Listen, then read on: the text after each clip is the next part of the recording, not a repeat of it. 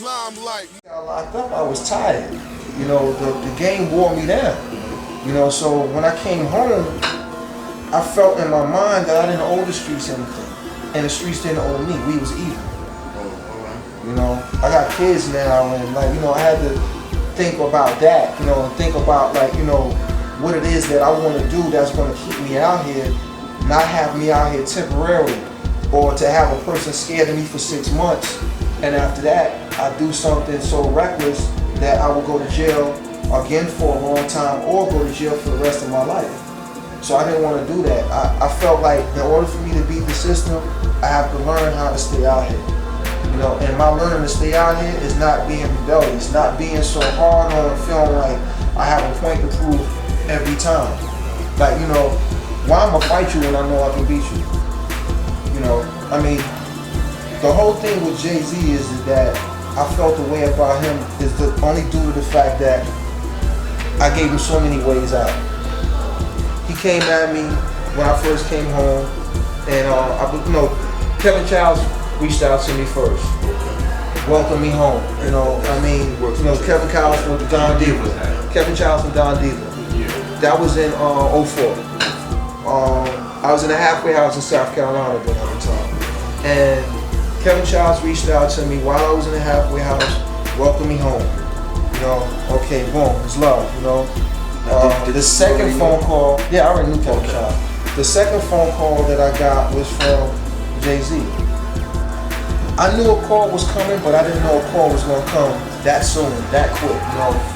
But, you know, out of respect, it was all good. Welcome home. Yo, what's going on? It's Jay, you know what I'm saying? Welcome home. That's how he hit you when he called you. You know what I'm saying? All this and that. So I'm like, all right, you know, it's all good. Like, damn, I appreciate it, my nigga. You know what I'm saying? Like, you know, you taking time out, you know what I mean, to hit me. And this conversation that I had with Jay was already prepared in my mind. I had this conversation with him already a long time ago without really having it with him. So I already knew what I was going to say to him. Yeah, you were prepared. Yeah, I waited for the opportunity. Exactly.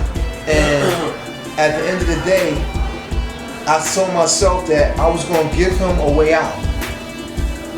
And if he don't take the way out, then it's going to be a different story. Because I knew I had a lot to prove. You know what I'm saying? Like, my name was known for being a drug dealer. So now I look at Jay-Z's career from '96 on up. And he's elevating musically and elevating as a businessman. And I don't see nothing in between, you know what I'm saying? Because it doesn't have to be. So at the end of the day, I figure like the best that I can ask Jay for is advice and guidance. That's all I ever wanted. I didn't want nothing else. Financially, I was gonna be good. Or I was, you know what I'm saying? I was fine. Like I was cool with that. Like, you know, I mean, as soon as I walked out the door, I didn't have any complaints. You know, I didn't have to ask for anything. You know, when a boss come home, gifts are given. That's a given. You know what I'm saying? Like, gifts are given. Like, and I said this in an interview with K. Slade. If you sample James Brown's song, at the end of the day, James Brown would only want one thing, and that's royalties. You know, just pay me royalties. That's all. Give me a job, do something. You know, don't take my name and use it in every way of the word. Right. But then what he's seen from you. And exactly. Now, what back in the day was Jay-Z that dude that he rap about now? Was he rapping? I don't want to. Or is he rapping? I ain't gonna say your life. I would say this. I would say this though, because like, I mean, just as well as in this interview and as in many others to come, I don't want to make it a thing where I'm bashing Jay. You know what I'm saying? Because I don't have to. Like, you know, I love Jay music. I love who Jay used to be. It's just that, you know, and I don't get caught up in who you are now. You know, because a lot of times people say that they hate how they boss treat them, because they boss treat them like shit. But then when I become a boss, I'm gonna treat all my employees with the greatest respect in the world. But then when you get that opportunity, you treat your employees like shit. when you have people believing in you like that, why, when it's not necessary? Like, I don't understand, like, when it's not necessary to do things, why do you do it?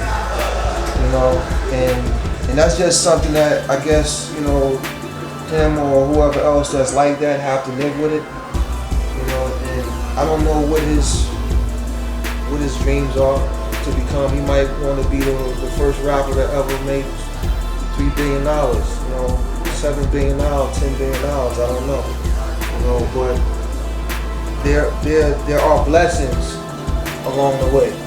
That's all I really have to say really to that. You know what I'm saying? There's blessings along the way. You know, you have to, Hammer went broke for helping people out. Hammer went broke for having a type of heart to open up the doors and afford opportunities to people maybe not so much like himself, because I don't recall Hammer being a real street guy, but he's helped a lot of guys that come from the streets, that come from, you know, one hell of a background. You have to respect you know, that. exactly. Like, I mean, why would you rap about all of these things? And then, I mean, Jay would have received a hell of an honors if he did something for me at that time. You know, it took Akon to do it. Really, you know what I'm saying? Like, you know, I was a prime candidate, really. Like the best candidate ever to come out and then you side yourself with me? Come on, you can't be serious, man. Why did Akon help you? I got cool with Akon because his cousin was in a halfway house with me. And Akon came to visit his cousin, and once his cousin told him that I was inside, Akon had heard who I was, he had knew who I was. Akon told his cousin to tell me to come outside. From that point on, we introduced ourselves to each other, and Akon's been like a brother since.